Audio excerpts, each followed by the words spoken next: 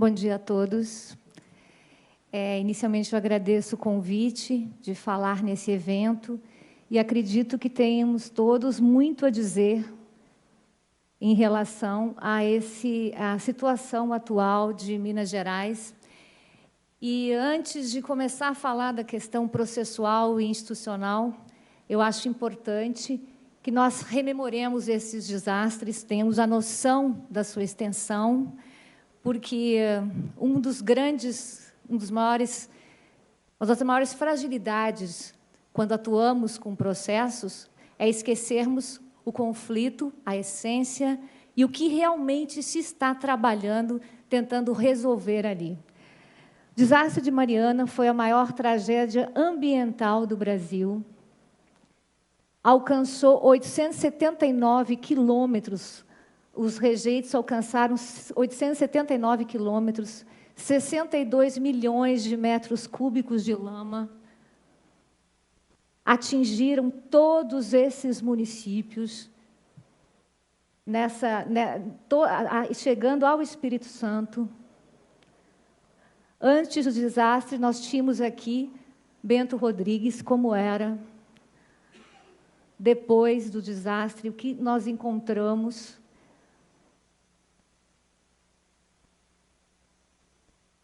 Essas imagens, elas precisam ficar na nossa consciência a cada processo, a cada ação que nós estivermos trabalhando nesses casos. Após percorrer 700 quilômetros de a lama, chegou no mar.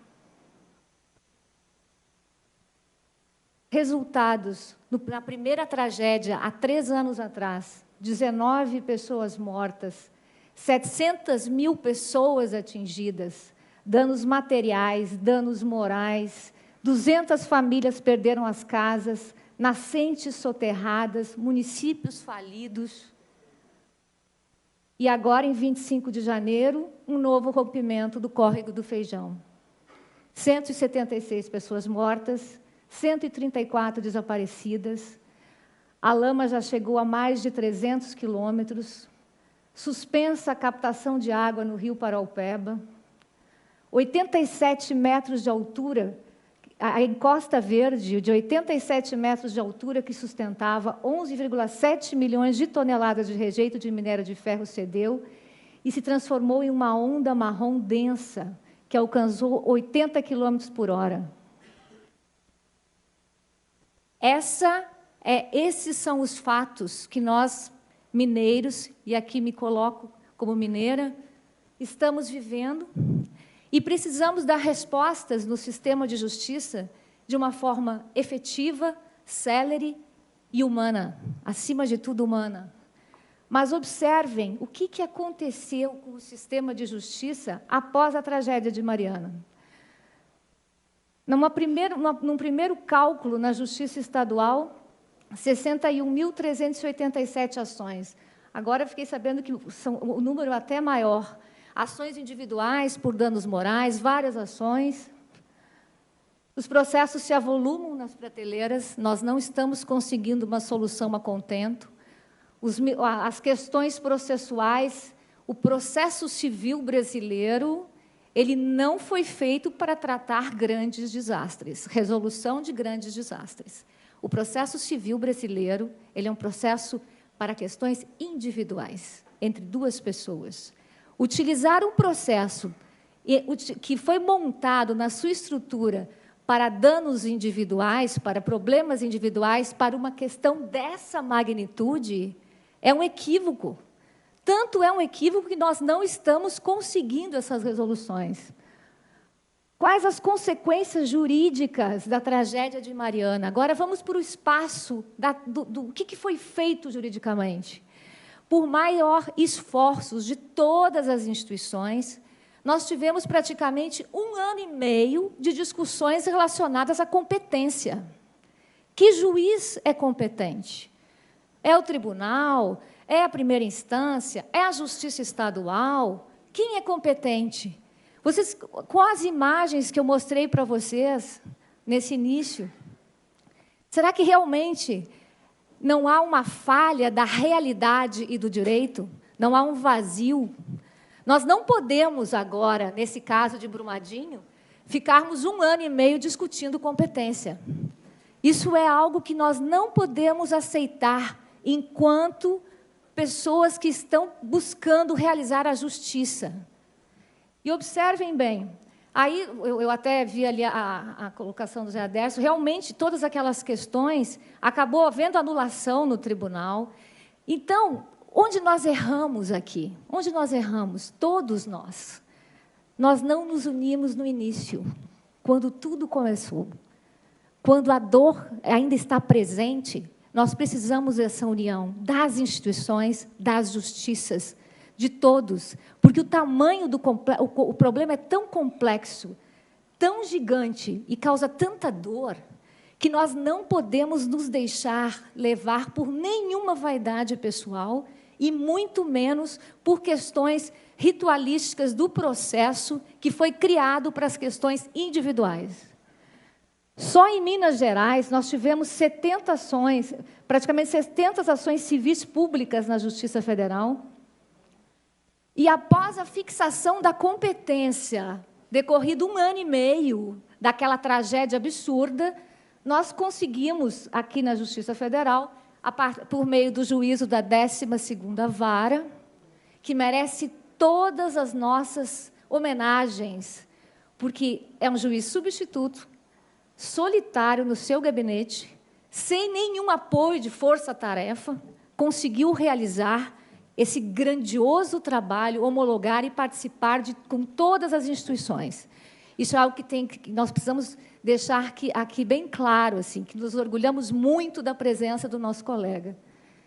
Ele, através de técnicas específicas de sistema design, após essa fixação da competência, se começou, então, observem aqui, as ações colocadas. Havia 2 grandes ações civis públicas, uma de 20 bilhões da União e a de 155 bilhões do MPF. E mais dezenas de ações civis públicas de todos os municípios afetados. O juízo conseguiu, nessas 2 ações civis, ele conseguiu reunir todas essas questões e, a partir dali, se começaram, foi mais fácil realizar todos esses acordos. Desenvolvido, então, esse projeto que teve como ponto principal a necessidade de trazer à mesa de conciliação todos os players envolvidos. Então, eu quero, nesse momento, destacar, então, o trabalho do Dr. Mário de Paula Franco Júnior, que foi um trabalho brilhante nesse caos todo, nesse problema complexo que surgiu. Intenso diálogo interinstitucional. Agora, eu digo aqui, coloco todos vocês, nós estamos aqui, Defensoria Pública, Ministério Público, juízes, CNJ. O mais importante, nesse momento, é esse erro inicial que nós tivemos em Mariana, nós não termos agora em Brumadinho. Nós precisamos unir esforços em benefício dessa comunidade. Intenso diálogo, foco na resolução do conflito, foco no conflito. Nós precisamos ver o conflito, entender que ele é imenso e, a partir dele, que nós vamos trabalhar. Maturidade institucional. Nós já percebemos que os problemas são imensos, são problemas complexos, e se nós não tivermos a maturidade institucional de tentarmos fazer o melhor possível, de uma forma em que todos possam participar, a população possa participar, as instituições possam participar, com espírito público e abandono absoluto de vaidades. O nosso momento agora, considerando as complexidades do que está acontecendo em Minas Gerais, é abandono de vaidades e união absoluta. Observem o TAC Governança, que foi bem colocado ali pelo Dr. Zé Adércio. Ele foi homologado em 8 de agosto e contou com a adesão, observem bem, da União, das autarquias, Estado de Minas, Estado do Espírito Santo, Defensoria Pública da União, Defensoria Pública de Minas Gerais, Defensoria Pública do Espírito Santo, Ministério Público Federal, Ministério Público do Estado de Minas Gerais, Ministério Público do Estado do Espírito Santo. Samarco, Vale e BHP. Vamos aproveitar essa união que já foi feita nesse momento? Por que não aproveitar isso? De alguma forma, o que nós acertamos aqui, porque houve uma sequência de ações. Nós podemos aproveitar esse sistema. Essa estrutura do TAC Governança, ela trabalha sob 3 prismas: o eixo socioambiental, eixo socioeconômico e o eixo de monitoramento de programas, que foi muito bem colocado. Observem, nós já temos uma estrutura que levou muito tempo para acontecer, que pode ser agora aproveitada de alguma forma. O que eu vou dizer? Eu conversei com o Dr. Mário e perguntei quais os resultados que já foram alcançados até o momento. Até o momento, apesar de todas as dificuldades processuais, institucionais, já existem 42 programas socioeconômicos e socioambientais que estão em andamento, executados pela Fundação Renova. Em termos quantitativos, a Fundação informa que um total de 5 bilhões e 260 milhões já foram gastos e empregados em ações de reparação e compensação. Desse valor, 1 bilhão e 300 milhões pagos apenas em indenizações e auxílios financeiros aos atingidos. Então, alguma coisa já começou a ser feita. E esses dados são importantes que nós tenhamos, que a Justiça Federal está, com as outras instituições, atuando. Sob a perspectiva do patrimônio histórico-cultural, 2.000 bens e fragmentos sacros foram resgatados e preservados. Quanto aos programas de saneamento, 500 milhões de reais já foram destinados aos programas de tratamento de esgoto nos municípios impactados. Na seara ambiental, mais de 1.000 nascentes já foram recuperadas e protegidas, de um total de 10.000 previstas para serem recuperadas nos próximos 10 anos. 113 afluentes do Rio Doce já foram reabilitados e já foram disponibilizados 92 pontos de coleta de dados sobre a água do Rio Doce. E aí que vem a pergunta. A questão é, na tragédia de Brumadinho, como podemos atuar, considerando esse contexto que nós já vimos de reflexo no sistema de justiça? Como podemos fazer diferente? Primeiro, queria aqui colocar também o meu agradecimento à conselheira Maria Tereza, que ela está aqui, trabalhando aqui conosco alguns dias aqui em Minas, assim, com o apoio absoluto do Conselho Nacional de Justiça. Então, nós temos aqui o apoio da conselheira, apoio do ministro Toffoli. Nós não estamos sozinhos. A outra vez, eu não lembro disso ter acontecido, eu não estava à frente, mas eu não lembro desse apoio institucional, pois, a partir de agora, nós temos esse apoio, e vamos utilizar esse apoio. Vamos unir esforços da base até o topo, porque o problema é complexo. Eu mostrei as imagens para vocês. Nós não vamos conseguir fazer isso com sentenças individuais, nem com grupos de trabalho individuais. Nós precisamos de uma rede de proteção. Nós precisamos aproveitar esse TAC Governança para tentar ver a possibilidade de gerenciar essas questões, o que nós aprendemos aqui, e trabalhar de forma preventiva, acordos que envolvam a justiça federal, estadual e trabalhista. Nós, resguardadas a devida competência, somos uma justiça só. As pessoas que estão sofrendo, que estão completamente atordoadas com tudo isso que tem acontecido aqui em Minas, elas não se importam se é um juiz federal, se é um juiz estadual, se é um juiz do trabalho. Elas querem o acolhimento do poder público, acolhimento do poder público. E isso nós precisamos trabalhar com seriedade. O CPC prevê claramente, doutor André, eu até transcrevi depois o seu artigo aqui, o artigo que você leu ontem, que Vossa Excelência leu ontem na reunião. Ontem nós fizemos uma reunião histórica, colegas, uma reunião histórica. Sobre a liderança da conselheira Maria Tereza, nós reunimos Justiça Federal, Justiça Estadual e Justiça do Trabalho e começamos a buscar pontos de cooperação. Vamos utilizar a mesma perícia, vamos cooperar, não vamos... Porque existe o seguinte, uma das coisas trágicas, uma das tragédias que acontecem em cima das tragédias, é o uso predatório da justiça nesse vazio que nós deixamos. É a utilização, nós já temos informações que as pessoas já estão sendo já estão sendo captadas por alguns escritórios, que nem são de Minas, dentro dos velórios, enquanto as pessoas ainda estão chorando os seus mortos.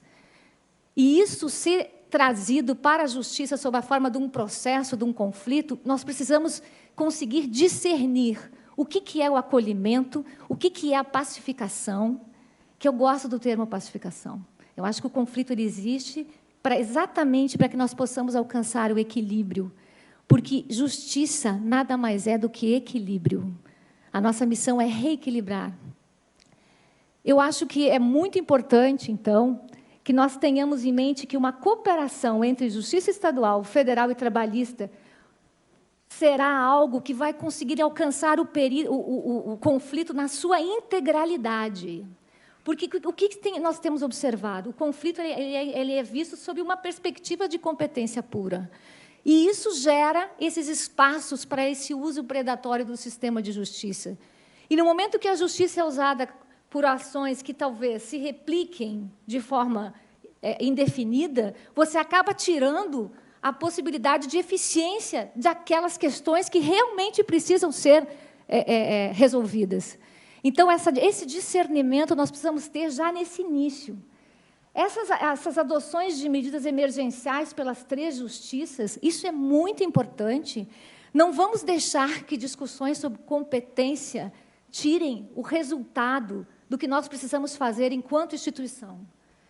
Esse núcleo de atuação conjunta é muito importante. Aqui, doutor André, o seu artigo, o artigo que Vossa Excelência leu ontem, os juízos poderão formular entre si pedidos de cooperação para a prática de qualquer ato processual. O pedido de cooperação deve ser prontamente atendido, prescinde de forma específica e pode ser executado, e nós temos previsão processual para isso. Esses tempos exigem mais do que nunca a união de esforços entre todas as instituições, todas as justiças, em benefício da população mineira. Não faz sentido demoras por questões processuais, sejam elas de que magnitude forem, quando sofrimentos humanos batem às nossas portas. O direito serve à vida. Muito obrigada.